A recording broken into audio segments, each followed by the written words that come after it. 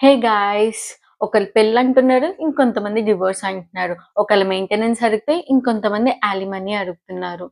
And ఒకళ్ళు 1,00,000 అడిగితే ఇంకొంతమంది 10,00,00,000 అడుగుతున్నారు. అసలు ఇదంతా ఏంటి? దీనికంటూ ఏమైనా గైడ్‌లైన్స్ ఉన్నాయా అంటే, ఈ కేస్‌లో పర్మనెంట్ యాలిమనీ అనేది ఫిక్స్ చేసేటప్పుడు ఏమేం ఫ్యాక్టర్స్ అనేవి కన్సిడర్ చేస్తారో దానికోసం సుప్రీం కోర్ట్ అనేది గైడ్‌లైన్స్ అనేది ఇష్యూ చేసిందనమాట. అందులో ఫస్ట్ వచ్చేసి status of the parties. Party యొక్క సోషల్ అండ్ ఫైనాన్షియల్ స్టేటస్ అనేది చెక్ చేస్తారు. అండ్ సెకండ్ వచ్చేసి reasonable needs for wife and children అన్నమాట.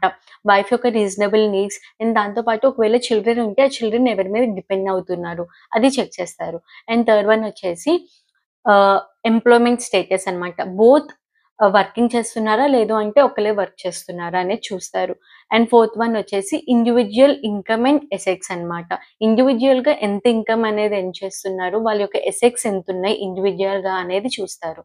నెక్స్ట్ వచ్చేసి standard of life that enjoyed by wife in matrimonial home అన్నమాట. సిక్స్త్ వన్ వచ్చేసి ఒకవేళ wife గాని ఫ్యామిలీ కోసం ఏమన్నా జాబ్ కనుక వదిలేస్తే అది కూడా కన్సిడర్ చేస్తారనమాట. సెవెంత్ వచ్చేసి reasonable litigation cost for the non working wife. Non working wife అయితే కనక మొత్తం లీగల్ కాస్ట్ అనేది ఎంత అయింది అనేది చెక్ చేస్తారు.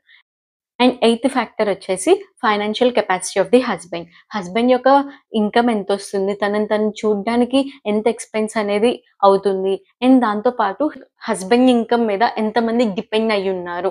ఇవన్నీ ఫ్యాక్టర్స్ అనేవి కన్సిడర్ చేసి పర్మనెంట్ యాలిమనీ అనేది డిసైడ్ చేయాలి అని చెప్పారనమాట. Thank you for watching.